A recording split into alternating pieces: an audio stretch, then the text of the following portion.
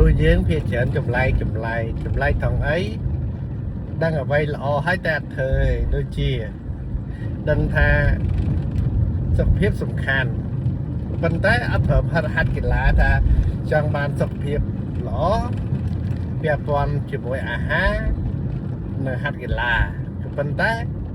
áp về tì đằng tha ca sập xa sập khán cần đằng ná cái đằng này ca sập xa sập khán cái phần tay áp răng riêng này đừng tha pe đại chắp bại nhà bát pe vô thôi ca tất cả chua dư má đầm bấy thôi ca như kia là ai bên xa ai bên non prom hốt này đi chậm ra tại ác không prang này chẳng thì cá thư đi lên ban đi cài đi dân đi trong vậy chẳng đi dân đăng cái bàn tay ắt vư chân hai bạn canh để chặt tới canh để lục bạ nè nơi ta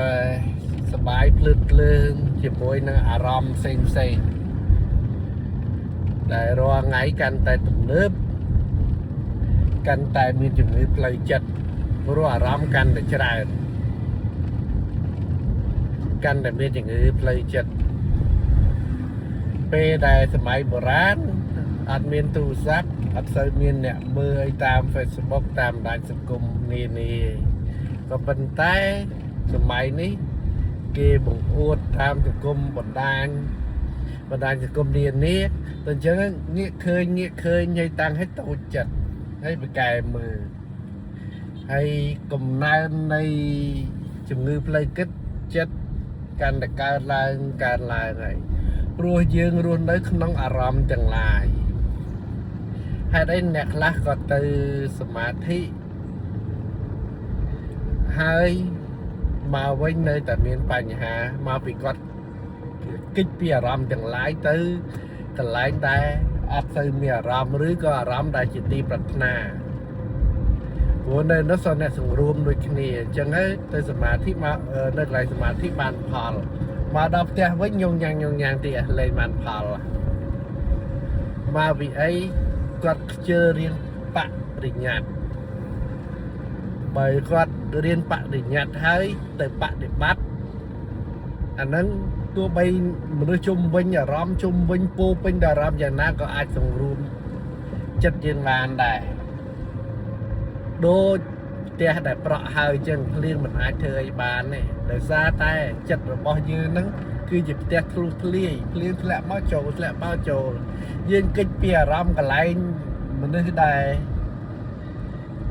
ញញញុកទៅកន្លែងស្ងាត់អាហ្នឹងតែឯងឬក៏មនុស្សដែលចូលចិត្តសង្រួមដូចគ្នាអាហ្នឹងតែឯងដូចតែឯងដែរសូវតែអ្នកសង្រួមតមកដល់នេះមានណាមនុស្សគ្រប់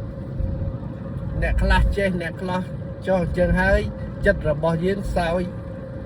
អ្វីដែលមានតាមប្រាថ្នាខ្លះមិនតាមប្រាថ្នាខ្លះគេឲ្យសុកហើយយើងសុកគេនិយាយវាព្រោះហើយយើងសុកទៅគេនិយាយពាក្យដែលយើងមិនប្រាថ្នាចង់បានទៅយើងកើតទុកទៅឆ្លោះគ្នាញងញ៉ាំងទៅអញ្ចឹងបានសរុបមកវិញចង់និយាយថាមនុស្សត្រូវដឹងថាអ្វីល្អប្រឹងដឹងថារៀនល្អប្រឹងដឹងថាអភិធម្មល្អប្រឹងដឹងថាវិបស្សនាកម្មដ្ឋានល្អប្រឹងតែធ្វើម៉េចរៀនបរិយ័តឲ្យតែបប្រតិបត្តិអាហ្នឹងបានវាចូលដល់ស៊ីជម្រៅទោះបីគ្រូបង្រៀនខុសក៏យើងដឹងថាខុសដែរអញ្ចឹងតែយើងរៀនបរិញ្ញាតហើយយកពិសោធន៍ខ្លួនឯងអូខេហើយគ្រូណានិយាយខុសក៏យើងដឹងថាហើយកម្រិតគ្រូយើងអាចវាម្លាយដឹងទៀតអូអ្នកនេះចេះណាអ្នកនេះអត់ចេះសារគាត់និយាយព្រោះមែនគាត់ចេះ speaking skill មែនក៏ប៉ុន្តែពាក់ព័ន្ធស៊ីជម្រៅនៃធម៌អត់យល់ទេអាហ្នឹងក៏យើងដឹង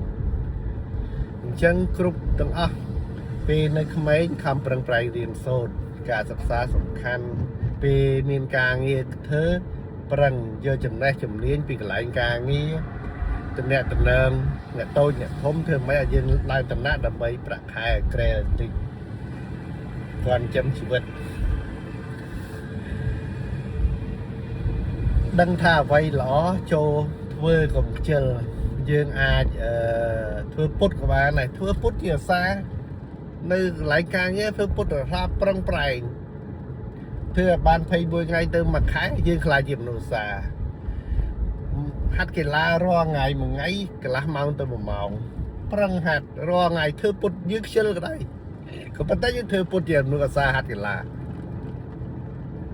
21ថ្ងៃទៅមួយថ្ងៃគឺយើងនឹងខ្លាចជាមនុស្សឧស្សាហ៍អូតូម៉ាទិកលី